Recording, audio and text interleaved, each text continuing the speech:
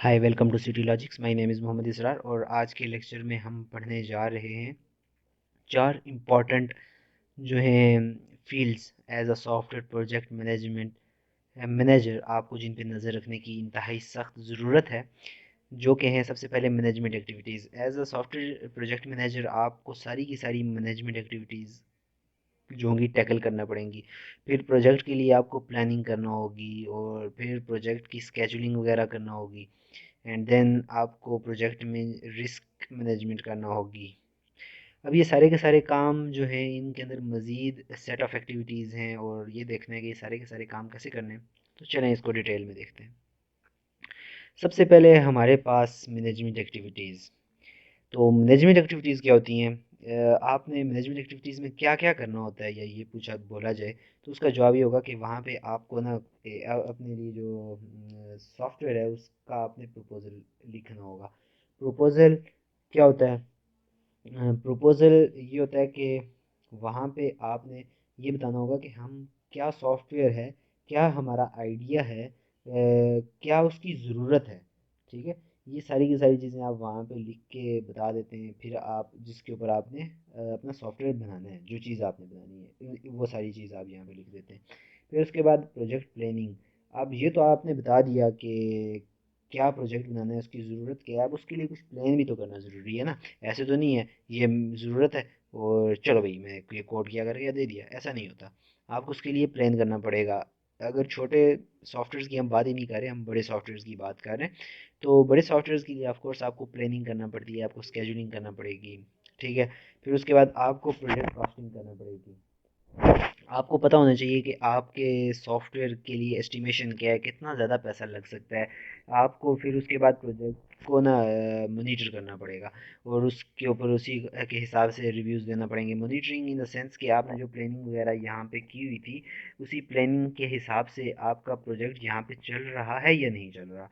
आपने जो यहाँ पे कॉस्ट वगैरह डिफाइन की थी, क्या उन्हीं कॉस्ट के हिसाब से इस फेज़ में चीज़ें हो रही हैं या नहीं हो रही हैं, उससे ज़्यादा कॉस्ट नहीं लग रही है यहाँ पे। ये सारी की सारी चीज़ें आपने इन पे नज़र रखनी है। फिर है पर्सनल सिलेक्शन।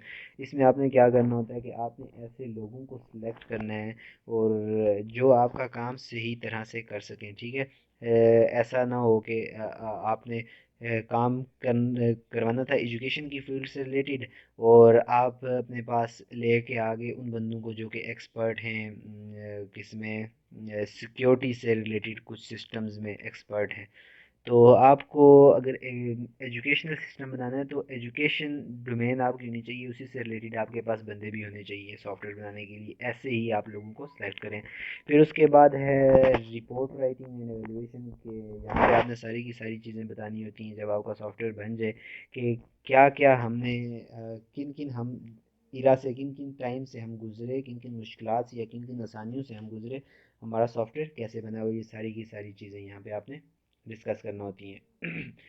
फिर प्रोजेक्ट मैनेजमेंट जो है इसमें कुछ कॉमनैलिटीज़ भी होती हैं कि आपके पास जैसे बाकी टेक्निक्स में आप क्या कर रहे होते हो, चीज़ों को मैनेज कर रहे होते हो, सेम वैसे ही आपने कोशिश करनी है कि यहाँ पे भी आप चीज़ों को मैनेज करो। और जैसे वहाँ पे आपके पास प्रॉब्लम्स आ रही होती हैं बाकी फील्ड्स में मैनेजमेंट करते हुए, वैसे ही हमारी फील्ड सॉफ्टवेयर इंजीनियरिंग की फील्ड में भी यहाँ पे प्रॉब्लम्स आ रही होती हैं। तो इसके लिए ज़रूरी क्या है कि आप प्रोजेक्ट स्टाफिंग पे एक नज़र रखें। आप कभी ऐसा ये ना सोचें सॉफ्टवेयर बनाते हुए कि यार मेरे पास ये जो टीम है ये अच्छी नहीं है या मुझे ऐसे बंदे नहीं मिले जिन्होंने ये काम करना है। नहीं, ये सब के सब लेम एक्सक्यूजेज है। कभी भी ऐसा होता ही नहीं है कि आपको एक आइडियल टीम मिल जाए, आइडियल ग्रुप ऑफ पीपल आपको मिल जाएं और वो क्या करें, वो आपके प्रोजेक्ट को बनाएं। इसके लिए आपकी एक्सपर्टीज़ जो है एज ए मैनेजर काफ़ी ज़्यादा यहाँ पे निखरेंगी अगर आप ऐसे लोगों को लेके चलते हैं जिनको थोड़ा बहुत नॉलेज है लेकिन वो ज़्यादा सही से चीज़ों को नहीं जानते। फिर आपने उनको ट्रेन करना होता है ऐसे लोगों को। आप उनको ट्रेन करें, उनकी वर्कशॉप्स रखें, मुख्तलिफ कंडक्ट करें, उनको आप थोड़ा थोड़ा काम दे दें और फिर हर एक कि आप बता दें उन्हें कि इसकी ये इनपुट होनी चाहिए इस फेज़ की, जो आपको काम मिला है, और उसकी ये आउटपुट होनी चाहिए, टेंजिबल आउटपुट्स होनी चाहिए, ताकि उन्हें क्लियर हो कि हमने करना क्या है असल में काम। जब तक उन्हें ये चीज़ क्लियर नहीं होगी उन्होंने काम क्या करना है, तो ऑफ कोर्स वो कोई अच्छा काम नहीं कर के आपको दे पाएंगे। आपको इस चीज़ के साथ ही चलना होगा कि दुनिया में काफ़ी ज़्यादा कमी है आईटी पर्सनल्स की, और उसी के साथ आपको काम करना होगा अपनी टीम को लेके। और फिर आपको इसमें एक और चीज़ की सिलेक्शन ये करना पड़ेगी प्रोजेक्ट स्टाफिंग में, कि आपको ऐसे लोग रखने होंगे जो वाकई ही आपकी बात सुने, आपकी बात माने। अगर ऐसे लोग होंगे कि जो आपकी बात नहीं मानते, तो आपका सॉफ्टवेयर कभी भी कामयाब नहीं हो पाएगा, वो कभी अच्छा सॉफ्टवेयर नहीं बन पाएगा। ठीक है। तो एक क्या बोला जाएगा कि वफादार किस्म की और फर्माबरदार किस्म की टीम अगर आपके पास होगी, जो आपकी बात को मानती है, और आपके पास इतनी एबिलिटीज़ हैं कि आप उनसे बात मनवाते हैं तो फिर आप काफ़ी चांसेस हैं कि आप कामयाब हो जाएं अपने सॉफ्टवेयर को बनाने में।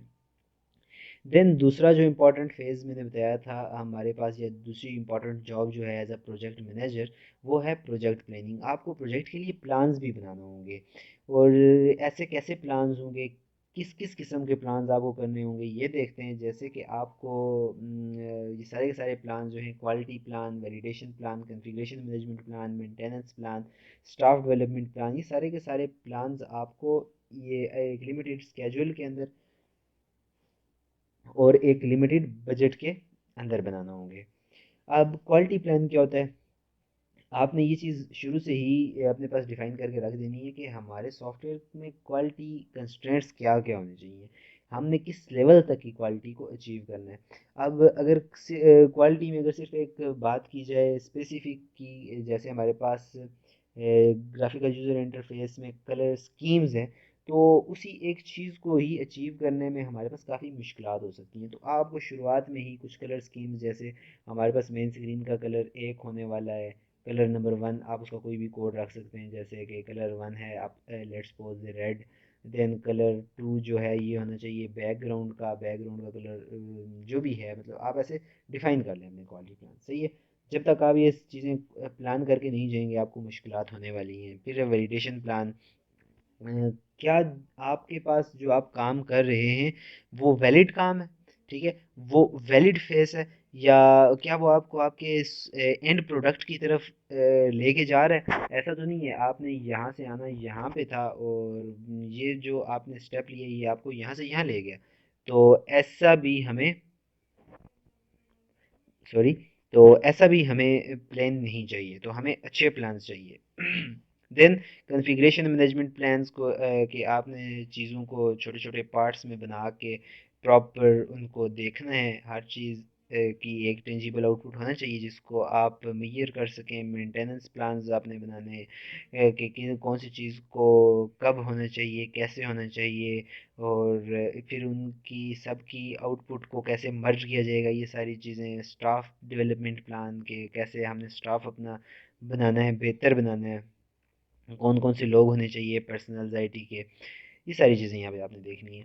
फिर है प्रोजेक्ट प्लान स्ट्रक्चर क्या है, जो आप प्लान बनाओगे उसका स्ट्रक्चर क्या है। उसमें शुरू में आपके पास हर प्लान में आपका इंट्रोडक्शन होगा, प्रोजेक्ट ऑर्गेनाइजेशन होगी, रिस्क एनालिसिस होगी, हार्डवेयर एंड सॉफ्टवेयर की रिसोर्सेज को आप देखोगे, वर्क ब्रेकडाउन स्ट्रक्चर बनाओगे, प्रोजेक्ट स्केड्यूल बनाओगे, मॉनिटरिंग एंड रिपोर्टिंग, ये सारी की सारी चीज़ें आपके प्लान्स में होनी चाहिए।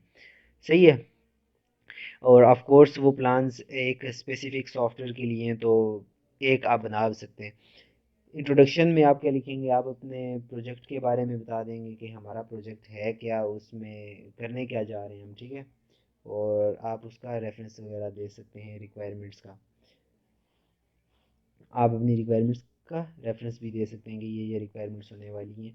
फिर है प्रोजेक्ट ऑर्गेनाइजेशन, जिसमें आप बताएंगे कि कौन सी ऑर्गेनाइजेशन में आप काम कर रहे हैं, कौन सी ऑर्गेनाइजेशन में से होके आप काम कर रहे हैं, कौन सी ऑर्गेनाइजेशन के लिए काम कर रहे हैं, किस किस्म के लोग हैं वहाँ पे, तो उनके रोल्स क्या क्या हैं। सही है, ये सारी की सारी चीज़ें। फिर उसके बाद है रिस्क एनालिसिस, आपने ये भी बताना है कि आपके प्रोजेक्ट में अगर रिस्क हैं तो क्या क्या रिस्क हैं। फिर उसके बाद हार्डवेयर एंड सॉफ्टवेयर रिसोर्सेज, अगर आपको कोई और हार्डवेयर चाहिए उसको बनाने के लिए या सॉफ्टवेयर चाहिए, तो उसको भी आप यहाँ पे आइडेंटिफाई करेंगे। फिर वर्क बैकग्राउंड स्ट्रक्चर्स, आप अपने पूरे के पूरे प्रोजेक्ट को सेट ऑफ एक्टिविटीज़, माइलस्टोन्स या डिलीवरेबल्स में आप कन्वर्ट कर देंगे, ठीक है, ताकि आपको पता चलता रहे कि काम कब हो रहा है, कैसे हो रहा है, ये सारी की सारी चीज़ें आप देख सकें।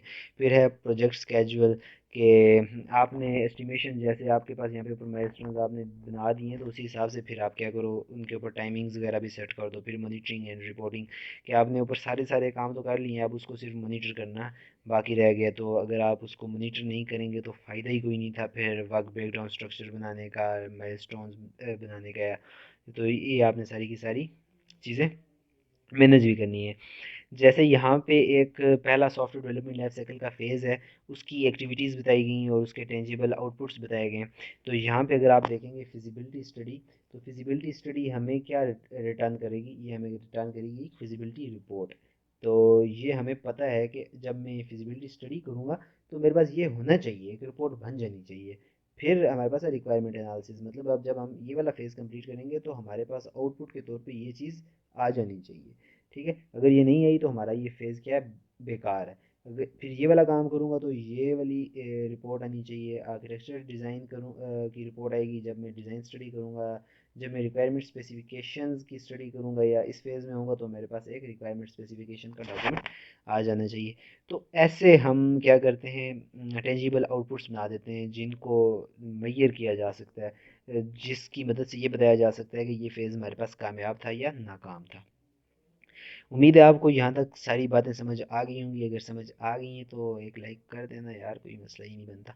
और मिलते हैं नेक्स्ट लेक्चर में, तब तक के लिए अल्लाह हाफिज़।